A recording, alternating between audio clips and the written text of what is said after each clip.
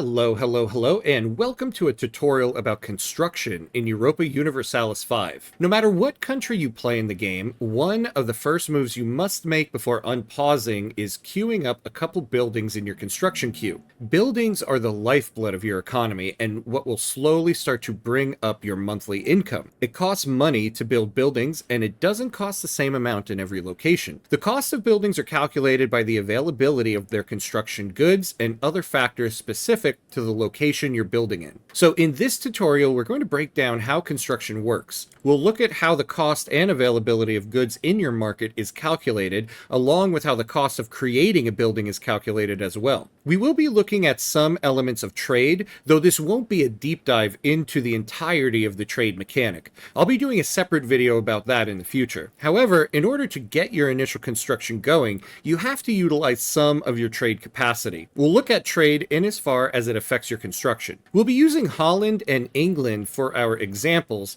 However, it should be noted that this is not a starting steps video for either country. The moves we make and the trades we create are done to illustrate how certain mechanics are working in the background. So, in other words, Don't at me. Don't at me means. let's dive in. Whenever you want to build something in EU5, you can always go to the production screen here. In the search bar, you can search for either the name of the building you want, or you can search for the good you want it to create. Searching for lumber will bring up the lumber mill. Clicking on it will show you what locations you want to build it in. Right now, our only option is Den Haag. Up here, it shows you what market you're building in. Holland can only build in the Bruges market. However, if we switch over to England, right now, anything we search for or click on will be for locations in the London market. Right here, we have an up and down arrow that allows us to switch markets. So if we click this button, we are now in the Edinburgh market, the Paris market, and the Dublin market. Right below, it shows how much trade capacity you have in the market. Right now, we have none in the Dublin market. Scrolling up, we'll see none in the Paris market, 1.15 in the Edinburgh market, and 15.12 in the London market.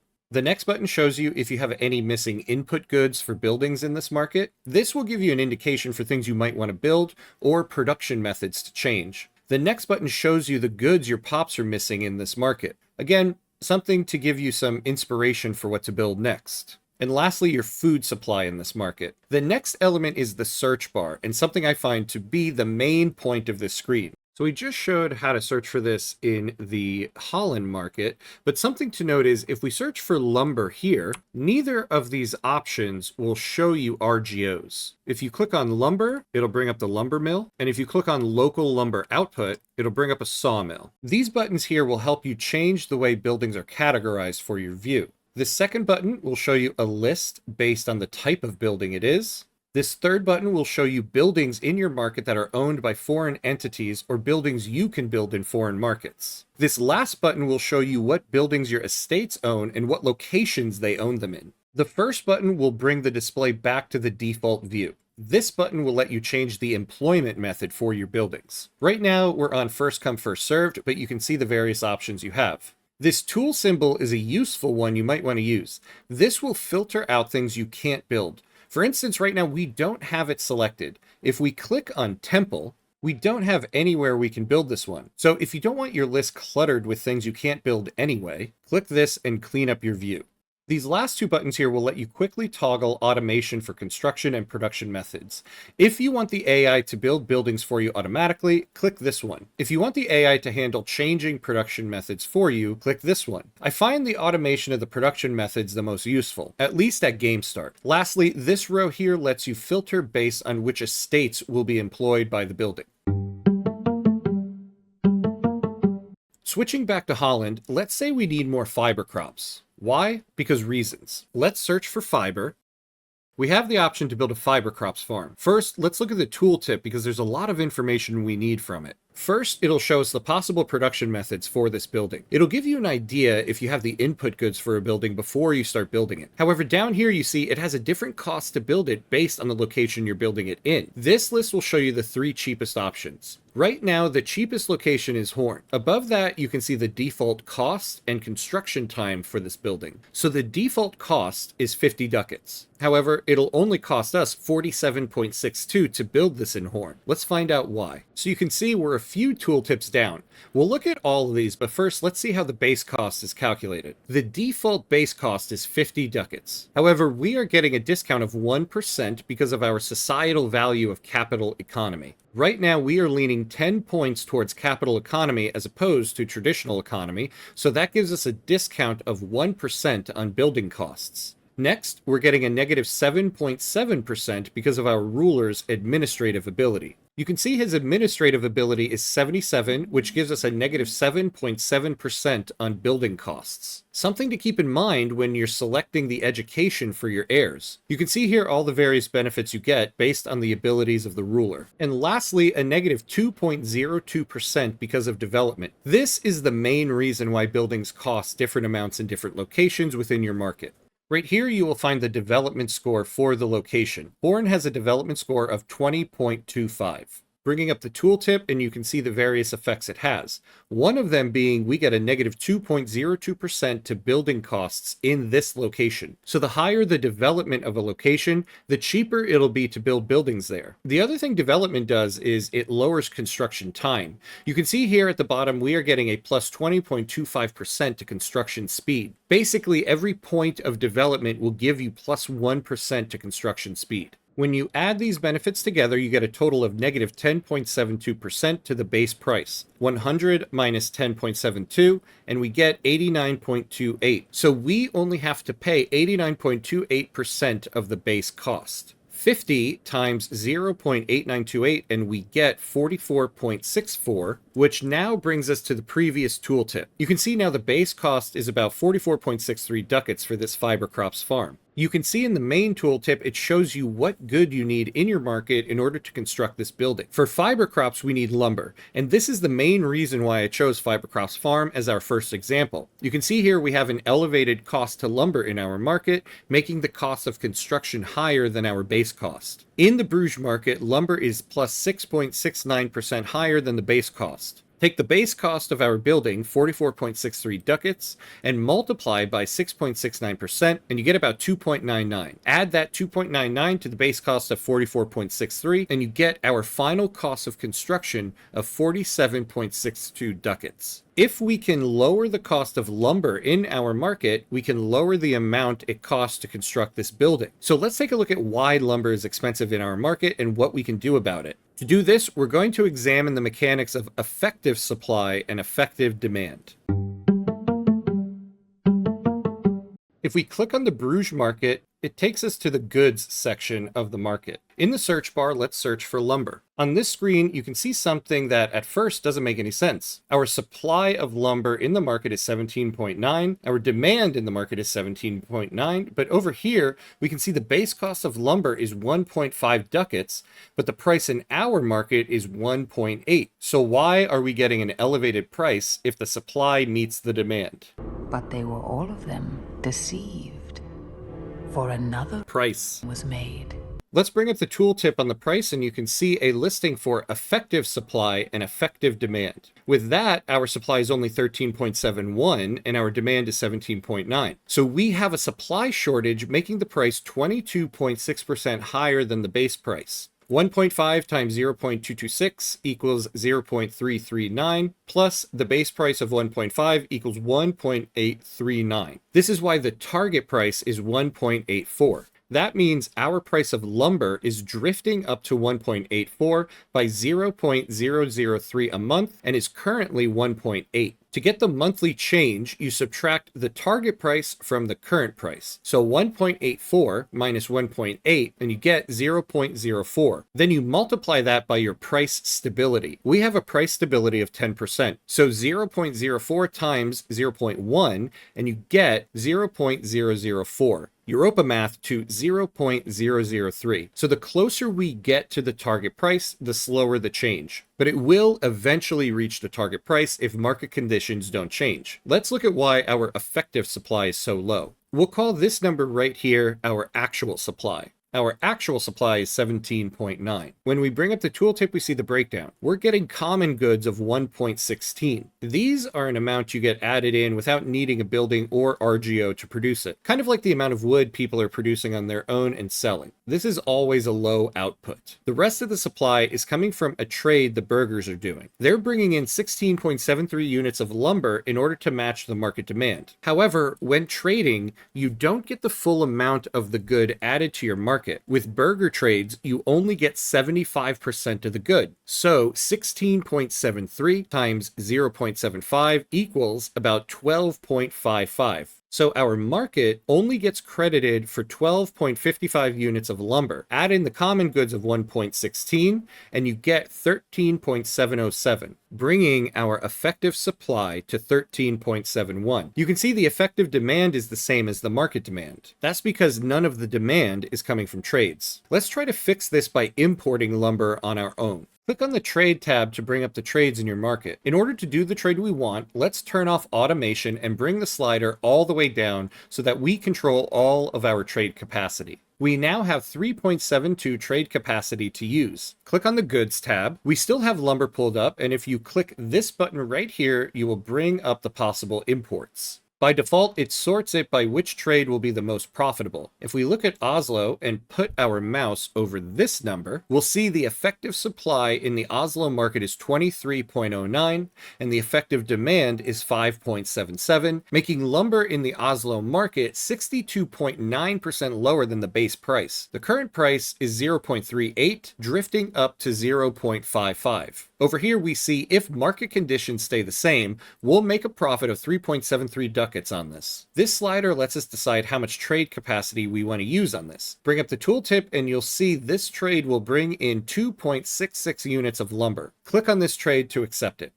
Going back to the Trades tab, you can see this dash here. Bringing up the tooltip, we see the trade won't go active until the end of the month. When you start a trade, it won't actually start happening until the end of the month tick. So let's let the game run and we'll pause it at May 1st.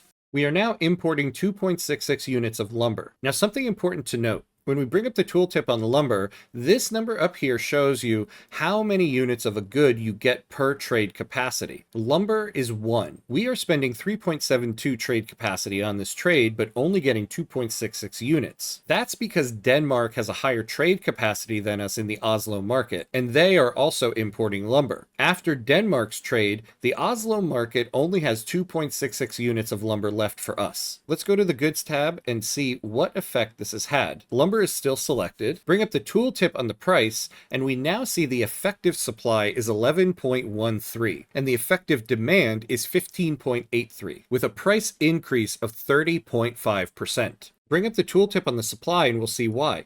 The burgers have lowered the amount they're importing. We are now importing lumber, and so is Denmark and Norway. Remember, with burger trades, you only get 75% of the supply. However, with government trades, you only get 50% of the supply. So add up Holland, Denmark, and Norway supplies of 2.66, 0.72, and another 0.72, and you get 4.1. Divide that by 2, and you get 2.05. Take the burgers trade of 10.55 and multiply by 0.75, and you get about 7.91. 1.16 plus 2.05 plus 7.91, and you get 11.12, which is about what our current effective supply is at. So you can see imports for the purpose of bridging supply gaps is very ineffective. You don't get the full amount of the goods you're importing, so you'll have to use a lot of trade capacity to make up the gap. Take our supply shortage right now. The difference between our effective supply and effective demand is 4.7. So we, as the government, would have to import 9.4 units to make up the difference, since we only get credited for half of what we import as the government. Since 1 unit of lumber equals 1 trade capacity, we'd have to use 9.4 trade capacity just to level out the price of lumber. But it's very possible when we do that, the burgers stop importing it. Remember, they only do trades based on the profitability. The reason they're importing this is because lumber is expensive in our market. The reason they lowered the amount they're importing is because us, Denmark, and Norway started importing it as well, lowering the cost of the good. If we leveled out the price, it's very likely they stop importing it altogether, which means instead of needing 4.7 units of lumber, we would need 14.67. Stay with me here. In order to get that in effective supply, we'd have to import 29.34 units. This is why local production is always best when trying to make up the gap in supply shortages for your construction goods. Going back to Game Start, let's see how building costs are calculated when you have multiple construction goods. Let's search for a marketplace. You can see to build this, we need masonry and glass. Let's bring up our market and see what the supply of both of those are. Let's search for masonry, bringing up the tooltip on the price, and we see the price is level. An increase of 0.8%, which isn't enough to make the target price higher than the base price. Now let's bring up glass. After searching for it, let's bring the tooltip up on the price. We have a surplus of it with a price discount of 29.6%. Remember, we don't get that full discount yet. That discount brings the target price to 1.4, down from the base price of 2. Currently, the price is at 1.82, drifting to 1.4. But right now, we pay 1.82 ducats for glass. But that's still below the base price of 2. Back to our marketplace, we get the discount on the base cost, down from 50 to 44.41. Then we're getting a discount of 9.93%. When you have multiple construction goods, this number is the average of the construction goods price above or below their base price. So add 0.16 and negative 20.03, and you get negative 19.87. Divide that by 2, and you get negative 0.93%, bringing our cost to construct the building to 40 ducats. Now let's look at what happens during the construction period. Let's build a fiber crops farm. So we search for it, the item comes up, and let's bring up the tooltip. We see the cheapest place to build it is Amsterdam, and it'll cost 48.08 ducats. The other thing we see here is the construction requirements. The only good we need to build this is lumber. When you build something, you need to provide that good for the construction during the construction period. So this is saying during the construction period, which by default is 365 days, it won't be that long, but thereabouts, we will need to provide this construction 0.2 units of lumber. Under the available column, it's telling you how much of the good you have stockpiled and how much of a surplus or deficit you have. So in the Bruges market, we have 69.5 units, stay focused, of lumber stockpiled. And right now, we are breaking even with the supply and demand. We spoke earlier about effective supply and effective demand and how that affects the market price. You can see in the tooltip here, when it comes to effective supply and demand, we have a deficit. However, when it comes to construction, we use the actual supply and demand, which means when it comes to construction, we get the full supply of imports, both government and burger. So right now we have all the lumber that is required in our market. This means when we start building the fiber crops farm, we will create a deficit of 0.2 units of lumber in the Bruges market. So let's build it. It said Amsterdam was the cheapest option, so let's build it there.